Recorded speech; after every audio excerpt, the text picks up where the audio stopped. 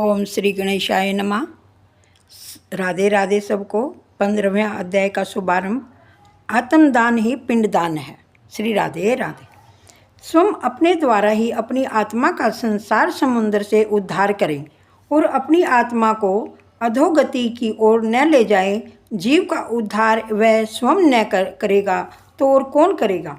मनुष्य का अपने सिवा और कौन हितकारी हो सकता है। यदि वह स्वयं अपना श्रेय न करेगा तो पुत्र आदि क्या करेंगे। ईश्वर के लिए जो जीता है उसे अवश्य मुक्ति मिलती है। श्रुति भगवती तो कहती है, जब तक ईश्वर का अप्रोक्ष अनुभव न हो, ज्ञान न हो, तब तक मुक्ति मिलती नहीं है। मृत्यु के पहले जो भगवान का अनुभव करते हैं उन्हें ही मुक्ति मिलती है। परमात्मा के अप्रोक्ष साक्षात्कार बिना मुक्ति नहीं मिलती। श्री राधे राधे। उसे जानकर ही मनुष्य मृत्यु का उल्लंघन कर जाता है। परम पद की प्राप्ति के लिए इसके सिवा अन्य कोई मार्ग ही नहीं है।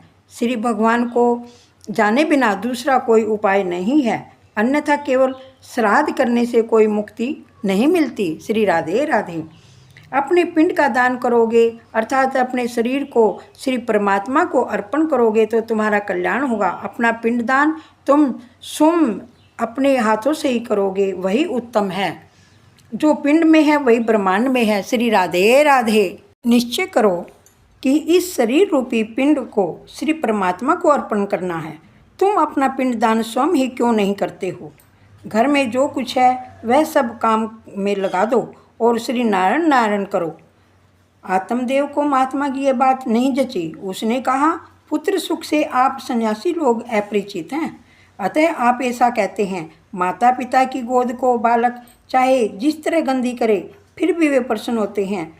असुख में सुख को अनुभव करना ही सांसारिक का नियम है। महात्मा ने सुंदर उपदेश दिया, फिर भी आत्मदेव ने दुराग्रह करते हुए कहा कि मुझे पुत्र दो वरना मैं प्राण त्याग दूंगा। पर महात्मा को दया आई। उन्होंने एक फल देकर कहा, इस फल को तुम अपनी पत्नी को खिलाना, तुम्हारे यहाँ योग्य पुत्र होगा। आत्मदेव फल लेकर अपने घर लौटा, पत्नी को फल दिया। धुंधली फल खाने के बजाय अनेक तर्क वितर्क करने लगी। वह सोचती है कि फल खाने पर मैं गर्भवती होंगी और परिणामतः दुखी होंगी और बालक के लालन पालन करने में भी बड़ा दुख होगा। उसने अपनी छोटी बहन से यह बात कही और उसने युक्ति बताई कि मुझे बालक होने ही वाला है, उसे मैं तुझे दे दूंगी, तू गर्भवती होने का नाटक कर। श्री राधे राधे। श्री राधे राधे। धुंधली को पुत्र फल की इच्छा तो है किंतु बिना कोई दुख झेले। यह मनुष्य का स्वभाव कि उसको सुख की इच्छा तो है किंतु बिना किसी प्रयत्न के और बिना किसी कष्ट के। मनुष्य पुण्य करना नहीं चाहता और फिर भी पुण्य के फल की इच्छा करता है और पाप करता रहता है, फिर भी पाप के फल को नहीं चाहता। छोटी बहन के कहने पर धुंधली ने वह फल गाय को खिलाया और स्वयं गर्भवती होने का नाटक करने लगी। बहन का पुत्र ले आई और जाहिर किया कि यह मेरा पुत्र है। धुंधली ने अपने पुत्र का नाम धुंधकारी रखा। दूसरी ओर जिस गाय को वह फल खिलाया था उसने गाय जैसे कानों वाले मनुष्यकार बालक को जन्म दिया। उसका नाम गोकर्ण रखा गया। दोनों बालक बड़े हुए और गोकर्ण पंडित और ज्ञानी हुआ, धुंधकारी दुष्ट निकला। श्री राधे राधे। श्री भागवत की कथा 3 प्रकार से है, आध्यात्मिक, आदि दैविक और आदि भौतिक। श्री राधे राधे। जरा सोचेंगे तो समझ में आएगी। मानव काया ही तुंगभद्रा है। भद्रा का अर्थ है कल्याण करने वाली और तुंग का अर्थ है अधिक। अत्यधिक कल्याण करने वाली नदी ही तुंगभद्रा नदी और वही मनुष्य का शरीर है। मानव अपनी काया के द्वारा ही आत्मदेव हो सकता है। अपनी आत्मा को स्वयं देव बनाए वही आत्मदेव है। आत्मदेव ही जीवात्मा है। हम सब आत्मदेव हैं। नर ही नारायण है। मानव देह में रहा हुआ जीव देव बन सकता है और दूसरों को भी देव बना सकता है। श्री राधे राधे। पशु अपने शरीर से अपना कल्याण नहीं कर सकते। मनुष्य बुद्धि वाला प्राणी होने के कारण अपने शरीर से अपना और दूसरों का कल्याण कर सकता है। गुस्सा करने वाली और कुतर्क करने वाली धुंधली बुद्धि ही है। प्रत्येक घर में यह धुंधली होती है। धुंधली कथा में भी उधम मचाती है। दुविधा बुद्धि द्विधावर्ती ही वह धुंधली है।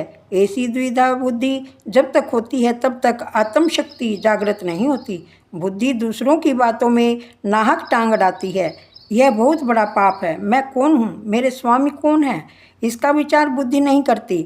बुद्धि के साथ आत्मा का विवाह तो हुआ, किंतु जब तक उसे कोई महात्मा न मिले, सत्संग न हो, तब तक विवेक नहीं आता। विवेक रूपी पुत्र का जन्म नहीं होता, विवेक ही आत्मा का पुत्र है। श्री राधे राधे। बिनु सत्संग विवेक न होई। आत्मा और बुद्धि के संबंध से विवेक रूपी पुत्र का जन्म यदि नहीं होता तो संसार रूपी नदी में जीव डूबता मरता है। जिसके घर में विवेक रूपी पुत्र नहीं होता वह संसार रूपी नदी में डूब जाता है। इसी से तो आत्मा देव गंगा किनारे पर डूब मरने के लिए जाता है। विवेक सत्संग से जागृत होता है और विवेक आत्मा को आमंत्रित करता है। स्वयं देव बनने की और दूसरों को देव बनाने की शक्ति आत्मा में है। श्री राधे राधे। परंतु इस आत्म शक्ति को जागृत करना है। हनुमान जी समर्थ थे, किंतु जामवंत ने उनको अपने स्वरूप का ज्ञान कराया, तभी उन्हें अपने स्वरूप का ज्ञान हुआ। आत्म शक्ति सत्संग से जागृत होती है। सत्संग के बिना जीव में दिव्यता आती नहीं। संत महात्मा द्वारा दिया गया विवेक रूपी फल बुद्धि को पसंद नहीं आता। श्री राधे राधे। 15वां अध्याय संपूर्ण हुआ। श्रीमन नारायण नारायण हरि हरि, भजमन नारायण नारायण हरि हरि। आना सुंदर श्याम हमारे हरि कीर्तन में, आना सुंदर श्याम हमारे हरि कीर्तन में। आप भी आना संग नारद जी को लाना, आप भी आना संग नारद जी को लाना। आत्म ज्ञान सुनाना हमारे हरि कीर्तन में, आना सुंदर श्याम हमारे हरि कीर्तन में। श्री राधे राधे सबको।